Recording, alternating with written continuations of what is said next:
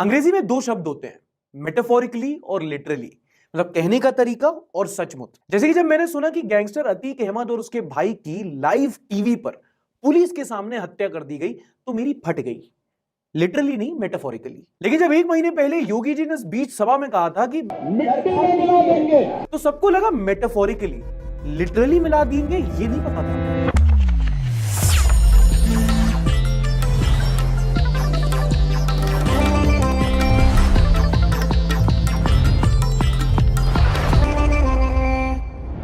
नमस्कार, आदाब and welcome.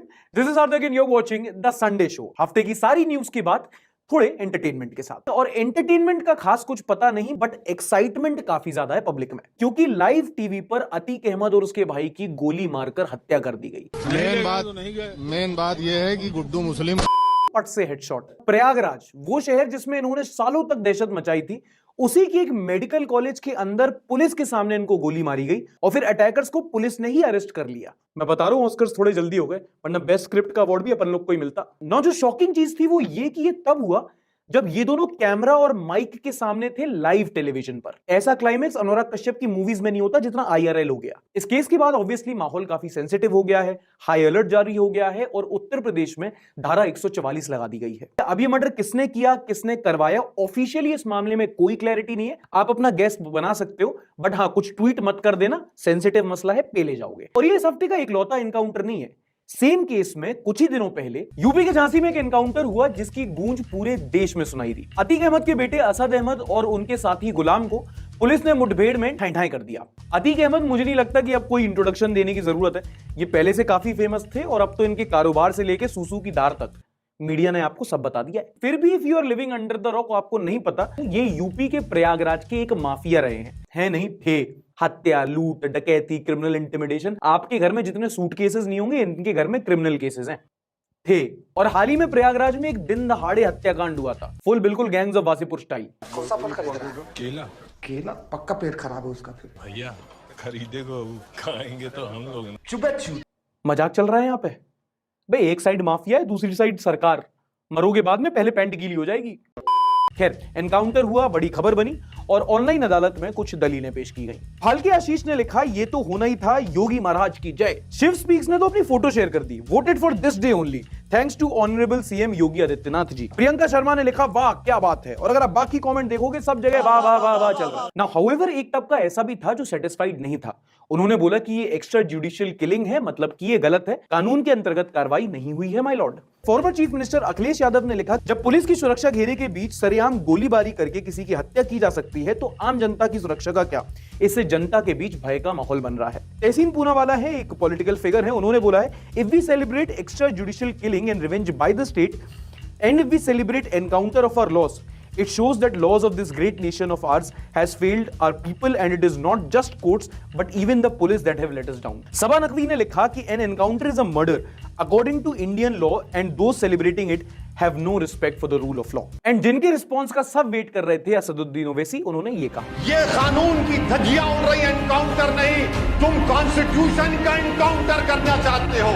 अगर तुम फैसला करोगे कि गोली से इंसाफ करेंगे तो फिर बंद कर दो अदालतों को। अगर इनिशियल रिएक्शन की बात करूं तो कुछ लोग सपोर्ट में थे, बट ज्यादातर लोग इस एक्शन के खिलाफ थे। कोई सपोर्ट में, कोई खिलाफ में, लेकिन शायद ही कोई ऐसा होगा जो शॉक्ड नहीं था। एक इंटरनेट यूजर ने बड़ा सही लिखा कि Uttar Pradesh is unreal, one crime is recorded on CCTV and the revenge on live TV. And now obviously सवाल उठता है कि अगर ये एनकाउंटर फेक था तो लोगों में इतना खुशी का माहौल क्यों था। वो इसलिए क्योंकि ये एनकाउंटर रियल था या फेक, इससे लोगों को उतना ही फर्क पड़ता है जितना सिगरेट के पैकेट पर छपी कैंसर की वार्निंग से। Because people want this kind of action. जो इलाहाबाद की सड़कों पर दिन दहाड़े AK-47 लहराते थे, उनकी पैंट गीली देखना लोगों के लिए ऑर्गाज्मिक है काफी।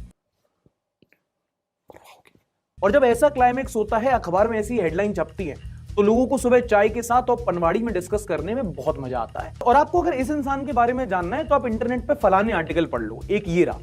लेकिन अगर आपको ग्राउंड रियलिटी जानना है, then you have to talk to someone जिसने इलाहाबाद ऑफ 2000 देखा हो। कहीं भी किसी को मार देना, कहीं भी धमका देना, कहीं पे भी गोली लहरा देना, किसी को भी अगवा कर देना, आम भाषा में इसका शब्द होता है ना, अत मचा देना। जिन्होंने लॉ एंड ऑर्डर को अपने लॉ पर रखकर अपना साम्राज्य बनाया हो, पब्लिक में उनके लिए कोई ज्यादा सिंपैथी है नहीं।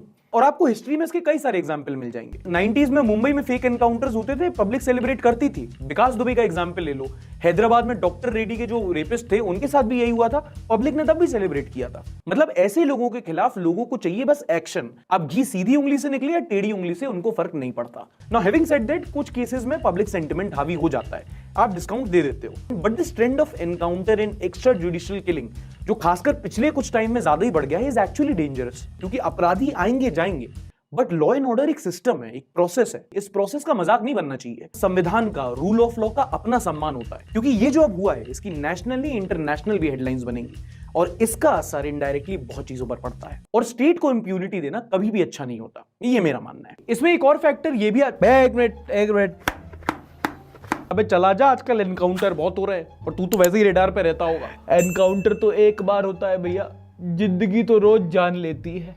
गरीबों के शाहरुख खान, काम कर अपना, निकलो। वीडियो अच्छा लग रहा है तो मालिक थोड़ा लाइक सब्सक्राइब कर दो। चलो निकलो, थोड़ा हे गाइस वे गाइस करके बात किया करो, ऐसे नहीं मिलते सब्सक्राइबर, ऐसे बनते इन्फ्लुएंसर। थोड़ा गालियां शालियां दो, कंट्रोवर्सी करो। भैया गाली देना तो नहीं, खाना आता है, उससे चल भाई यहाँ से। ठीक है, लाइक सब्सक्राइब शेयर। आखिर अगली कंट्रोवर्सी हुई जब दलाई लामा की एक वीडियो वायरल हुई इस हफ्ते। आपने भी ये वाला मीम देख लिया होगा, और अगर नहीं देखा तो कोई बात नहीं, मैं किस लिए हूं। अच्छा, दलाई लामा टिबेटियंस के सबसे बड़े स्पिरिचुअल लीडर को कहते हैं, his highness, his holiness, his lordship. ये वीडियो फरवरी का है जो अब वायरल हुआ है, जिसमें देखा जा सकता है कि वो एक छोटे बच्चे की पप्पी ले रहे हैं, टू बी मोर स्पेसिफिक चुम्मी ले रहे हैं। और वहां तक तो फिर भी ठीक था, ये उससे फिर कहते हैं कि ऐसा करो कि मेरी जी, कैसे बताऊं, इतना किंकी तो मैं भी नहीं हूं।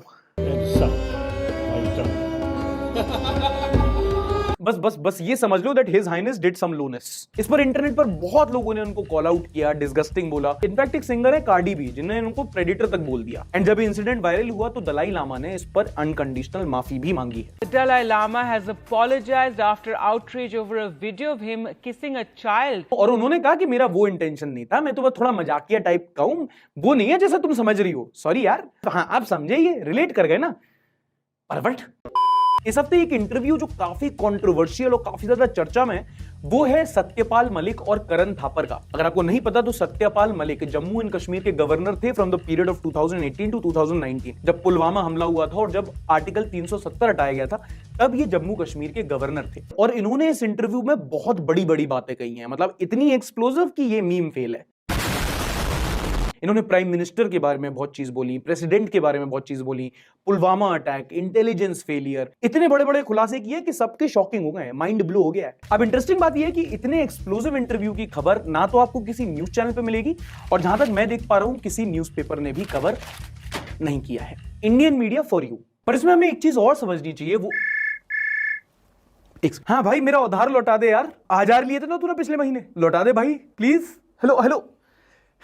अक्सर ऐसा होता है, लोग उधार लेते हैं, लौटाते नहीं है, और दोस्ती यारी में अपन ज्यादा बार मांग भी नहीं पाते। इसलिए नालायकों को पैसा देने की बजाय आप इसको सेफली मोबीक्विक एक्स्ट्रा के थ्रू इन्वेस्ट कर सकते हो। यहां आपकी इन्वेस्टमेंट से कुछ विश्वसनीय लोग, विश्वसनीय तो पता नहीं होगा, क्रेडिट वर्दी लोगों को लोन दिया जाता है, जिसका आपको 12% का स्टेबल रिटर्न मिलता है, जो कि बैंक के एफडी इंटरेस्ट रेट से काफी ज्यादा है, एक्चुअली डबल है। और अगर आपको सेफ्टी की चिंता है तो मोबीक्विक एक्स्ट्रा में आपका इन्वेस्टमेंट किसी एक इंसान के हवाले नहीं दिया जाता, बल्कि लगभग 200 से 500 क्रेडिट वर्दी लोगों में बांटा जाता है। और ये सब आरबीआई यानी कि रिजर्व बैंक ऑफ इंडिया के द्वारा लाइसेंस्ड एनबीएफसी के द्वारा होता है। और इससे होता यह है कि वॉलेटिलिटी कम हो जाती है, जिससे आपका इन्वेस्टमेंट सिक्योर रहता है। और मजे की बात यह है कि इसका जो ब्याज होता है वो महीने या साल में नहीं, बल्कि आपके अकाउंट में रोज क्रेडिट होता है, जिसे आप इनके ऐप में ट्रैक कर सकते हो। और कोई लॉक इन पीरियड नहीं है, आप अपने पैसे को कभी भी विड्रॉ कर सकते हो। मतलब diversification and tension free security. 100% लोग जिन्होंने एक्स्ट्रा ऐप में इन्वेस्ट किया था उनको 12% का रिटर्न मिला है। मात्र 1000 रुपए से आप स्टार्ट कर सकते हैं और जितना चाहे इन्वेस्ट कर सकते हैं बिना किसी रजिस्ट्रेशन या विड्रॉल फी के। अगर आप इंटरेस्टेड हैं, इन्वेस्ट करना चाहते हैं, तो डिस्क्रिप्शन में मैंने मोबीक्विक एक्स्ट्रा का लिंक दे रखा है, आप जाके डाउनलोड कर सकते हैं। चलो अब देखते हैं कुछ important news of the week. देखो, आपके पास कितना पैसा है, आपको कितना टैक्स देना है, ये आपके नेता को पता है, बट नेता के पास कितना पैसा है क्या आपको पता है? नहीं पता है, कहां पता है? एसोसिएशन फॉर डेमोक्रेटिक रिफॉर्म्स यानी कि एडीआर, ये एक संस्था है जो हमारे नेताओं का पोर्टफोलियो रखती है, यानी कि कितना पैसा है उनके पास, कितनी संपत्ति है, कितने क्रिमिनल केसेस हैं, उनका फैमिली स्टेटस क्या है, गर्लफ्रेंड नहीं, गर्लफ्रेंड थोड़ा पर्सनल हो जाता है। इन्होंने इस हफ्ते देश के 30 चीफ मिनिस्टर्स की एक लिस्ट निकाली और बताया किसके पास कितने एसेट्स हैं, कितना पैसा है। और पता चला कि 30 में से 29 यानी कि 29 आउट ऑफ 30 करोड़पति लोग हैं। एवरीबॉडी, सब के सब करोड़पति हैं साले। किसी के पास 20 करोड़, किसी के पास 50 करोड़, 100 करोड़, यहां तक कि 500 करोड़ तक की प्रॉपर्टी है। और मेरी भाषा से रिलेट करो तो बताना, ये 1 नंबर का पैसा है, 2 नंबर का तो यही नहीं, अभी और सुनिए। 43% के अगेंस्ट क्रिमिनल केसेस भी हैं। इन चीफ मिनिस्टर की लिस्ट में से सबसे पहला नंबर यानी कि सबसे ज्यादा पैसा है आंध्र प्रदेश के चीफ मिनिस्टर JM रेड्डी के पास, जिनके पास 5 अरब रुपए से ज्यादा है। और सबसे कम है वेस्ट बंगाल की चीफ मिनिस्टर ममता बनर्जी के पास, जिनके पास 15 लाख रुपए हैं। समझ रहे हो? समझ रहे हो आप? इस हफ्ते पीएम मोदी ने देश में टाइगर सेंसस डिक्लेयर किया और पता चला कि हमारे देश में टाइगर का ग्राफ बढ़ गया है। इस वाले का, इनकी तो अभी भी पिक्चर नहीं चल रही। पिछले सेंसस के मुकाबले 200 की बढ़ोतरी हुई है और देश में अब ऑफिशियली 3000 से ज्यादा बाघ हैं। और इसको आप बड़ा अचीवमेंट मान सकते हैं, क्योंकि आपको याद होगा कुछ ही टाइम पहले एक सेंसस आया था जिसमें पता चला कि देश में सिर्फ 1400 बाघ बचे हैं। और उस टाइम पर बहुत बड़ा मुद्दा हुआ था। एज अ कंट्री हम शॉक में आ गए थे कि हमारा जो नेशनल एनिमल है वो इंडेंजर्ड हो चुका है। ये टाइगर की जो पूरी कहानी है, हंटिंग क्या होती थी, प्रोजेक्ट टाइगर क्या था, नेशनल रिजर्व्स कैसे बने, इस पर हम पूरी एक वीडियो बना रहे हैं, आने वाले टाइम में डाल देंगे, अभी एडिट हो रही है, देखना जरूर। अच्छा, एक ऐसी न्यूज जो ज्यादा चर्चा में नहीं रही, बट अगर आप एक सेंट्रल गवर्नमेंट एम्प्लॉई हैं तो आपके लिए जानना जरूरी है, वो ये कि CGHS यानी कि सेंट्रल गवर्नमेंट हेल्थ स्कीम में चेंजेस हो गए हैं। CGHS के अंदर जो मेडिकेयर का खर्चा है वो बढ़ा दिया गया है। रिवाइज रेट के मुताबिक OPD रेट 150 रुपए से, कंसल्टेशन फीस 250 रुपए से और ICU सर्विसेज की भी फिक्स्ड कॉस्ट बढ़ा दी गई है। अगर आपको नहीं पता तो जो CGHS है वो हमारे देश के 42 लाख सेंट्रल गवर्नमेंट एम्प्लॉइज और पेंशनर्स के लिए एक हेल्थ प्रोवाइडर है। तो अगर आप सेंट्रल गवर्नमेंट एम्प्लॉई हैं तो इस बात को नोट कर लीजिए, अगर नहीं है तो जाके तैयारी कीजिए, पढ़ाई लिखाई कीजिए, IAS वाईएएस बनिए। यहाँ के आ गए न्यूज विद एंटरटेनमेंट देखने, बड़े आए साला नौटंकी। पॉलिटिक्स से ही रिलेटेड अगली न्यूज ये है कि शरद पवार की एनसीपी, ममता बनर्जी की तृणमूल कांग्रेस और CPI अब अपना नेशनल पार्टी का स्टेटस खो चुकी हैं और अब ये रीजनल पार्टीज बनकर रह गई हैं। हमारे देश में किसी भी पार्टी को अगर नेशनल पार्टी होना होता है तो 2% सीट्स होनी चाहिए लोकसभा में और 4 स्टेट में रीजनल पार्टी का रिकॉग्निशन होना चाहिए। और इसी कवायद में आप यानी कि आम आदमी पार्टी अब हमारी देश की नई एक नेशनल पार्टी है। You go Kejru, rocking oversize clothes before it was cool. और इसी के साथ अब लिस्ट रिवाइज हो चुकी है और अब हमारे देश में 7 नहीं बल्कि 6 नेशनल पार्टीज हैं। लिस्ट आपके सामने है। एक इंटरेस्टिंग न्यूज बताता हूं जो इतनी इंपॉर्टेंट तो नहीं है बट जनरल नॉलेज के लिए सुन सकते हो। ट्रैफिक रूल्स के उल्लंघन में पिछले साल यानी कि 2022 में देश में 4.5 करोड़ चालान काटे गए, जिससे सरकार ने 7,500 करोड़ का मुनाफा कमाया। और ये डेटा राज्यसभा में रोड मिनिस्ट्री ने ही दिया है। और चालान से एक बड़ा अमाउंट है 7,500 करोड़, जिसमें से 1500 रुपए मेरे भी है। अरे सर, हम लोगों ने ट्रैफिक लाइट नहीं तोड़ी, वो तो सामने वाला निकल गया था तो हमको भी निकलना पड़ा। पीछे हॉर्न बजा रहा था, एक्सीडेंट हो जाता, फिर आप और बजाते हमको। लाल बत्ती, आपकी बात बिल्कुल सही है, बट सामने वाला निकल गया ना सर। हाई बीम में तो लो बीम पे भी गाड़ी नहीं चलाता, बिजली बचाता हूं मैं। देख लीजिए सर, पैसे तो है नहीं, स्टूडेंट आदमी है सर, इसकी तो बैक भी लगी है। लीजिए सर, लीजिए सर, ताऊ जी से बात कीजिए, महानगर अध्यक्ष। और जेठालाल का नाम लेकर अब देखते हैं कुछ नॉनसेंस न्यूज। नॉनसेंस। तमिलनाडु की पार्लियामेंट में एक नया मुद्दा उठा है। IPL की टीम चेन्नई सुपर किंग्स पर बैन लगाने की मांग हो रही है। पीएम की पार्टी की एक MLA है SP वेंकटेश्वरन, जिन्होंने कहा है कि तमिलनाडु सरकार को चेन्नई सुपर किंग्स पर बैन लगा देना चाहिए क्योंकि चेन्नई सुपर किंग्स में तमिलनाडु का कोई लोकल प्लेयर नहीं है।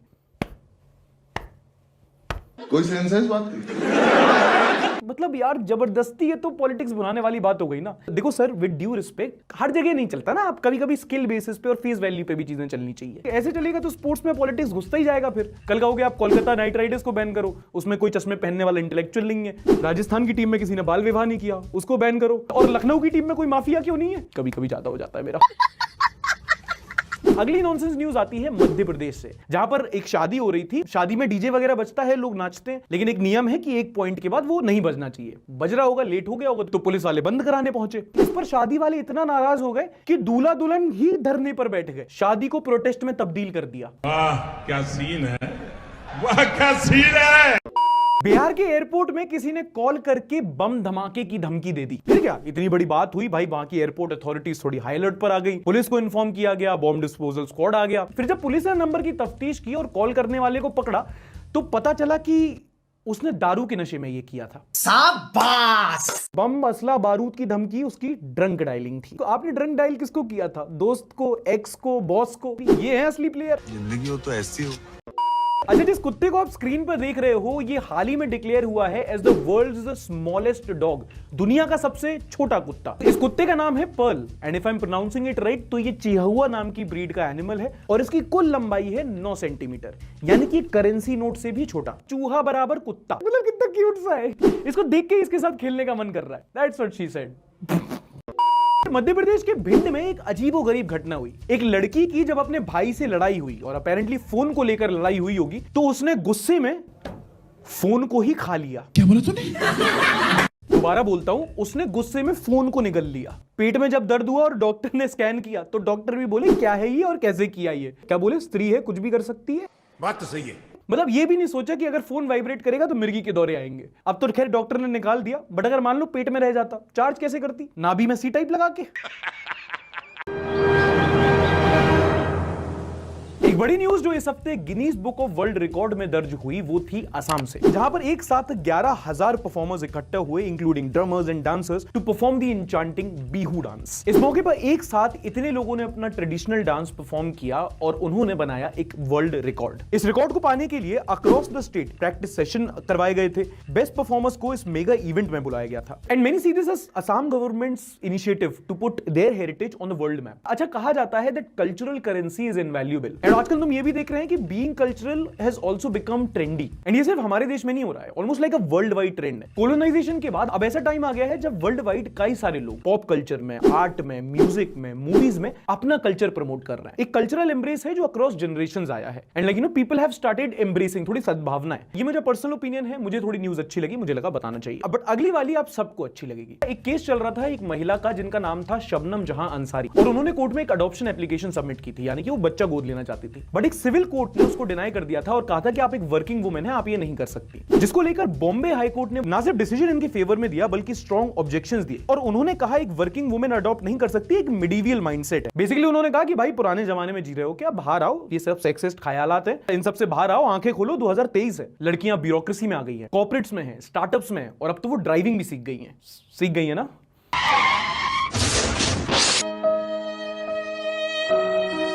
अब चलते हैं हमारे सोशल मीडिया सेगमेंट यानी कि शेयर बाजार की ओर। और जनाब क्या चल रहा है? Modi ji is a magician, changes dresses so fast. ओबे हाँ, कुछ भी कहो मानना तो पड़ेगा, मोदी जी हैं अपने इन्फ्लुएंसर आदमी। वाह मोदी जी वाह। पुलकित कोचर ने ट्वीट किया, not sure if slides are from Salman Khan's new trailer or from a full body massage parlour ad, face breaking, bone cracking, neck twisting, hammer hitting, happy ending. नहीं, वो तो अक्षय कुमार की मूवी है। बहुत तेज हो रहा है।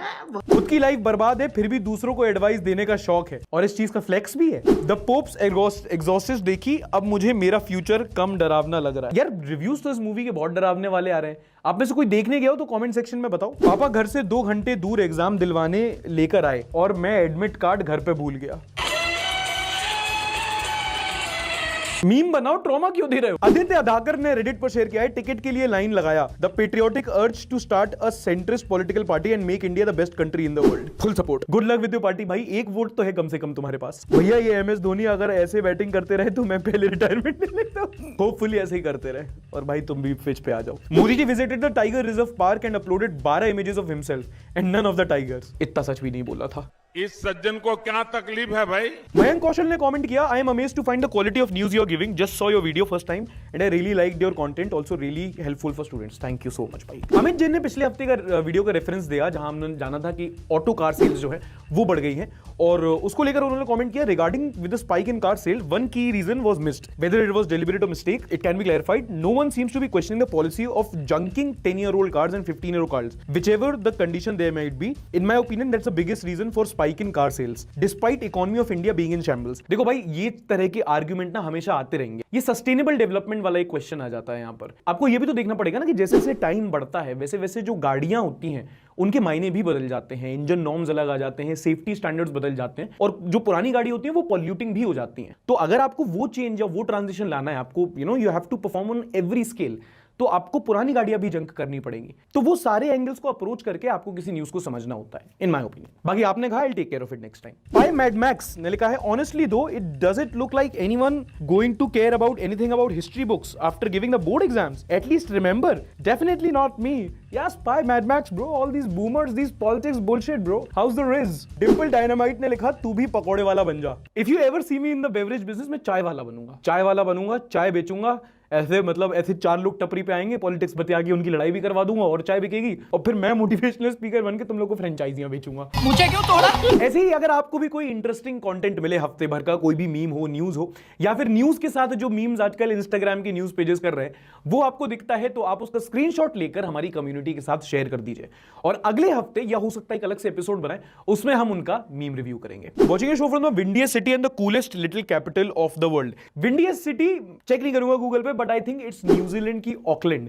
किसी ने बहुत पहले बताया था, क्योंकि वहां पर जो विंड्स होती हैं वो कभी-कभी 140 की रफ्तार के ऊपर पहुंच जाती हैं, तो I think विंडीएस्ट city is New Zealand की Auckland. Batra dot Sanjay was watching the show from the city that export brass worth 4500 crore, also known as brass manufacturing handicraft throughout the world, also known as brass city, and for some reason dal is also very popular। देखो मुरादाबादी दाल ज्यादा popular है, बढ़िया ऐसे मिलती है ना जो। इसी बात पे चलो रिकमेंडेशन ऑफ द वीक भी ले लेते हैं। मुरादाबादी दाल अगर आप कभी खाने का मौका मिले तो खाइएगा, अगर नहीं खाने का मिला तो यूट्यूब पर रेसिपीज वगैरह मिल जाती हैं, आप जाके घर पे भी बना सकते हो। It's a very subtle, very humble breakfast dish, मुझे तो बड़ी पसंद है। इसी की तरह आप भी अगर शो में फीचर होना चाहें तो बस करना इतना है कि शो देखते हुए अपनी एक सेल्फी लेनी है, उसे इंस्टाग्राम पर विद #संडे सार्थक अपलोड करना है, अपनी सिटी की कोई हिंट दे देना जैसे इन लोगों ने दी, और हम यहां पर गेस करने की कोशिश करते हैं। तो ये था आज का एपिसोड। पसंद आया हो तो एज यूजुअल प्लीज एक बार लाइक जरूर कीजिएगा, नहीं पसंद आया आप डिसलाइक भी कर सकते हैं। पिछले हफ्ते की सारी खबर आपको इधर मिल जाएगी, यहां पर टाइप कीजिए संडे शो का पिछले हफ्ते का एपिसोड यहां पर है। हम मिलेंगे अगले हफ्ते, तब तक के लिए अपना ध्यान रखिए। टाटा बाय बाय, शबा खैर, लाइक, सब्सक्राइब एंड शेयर।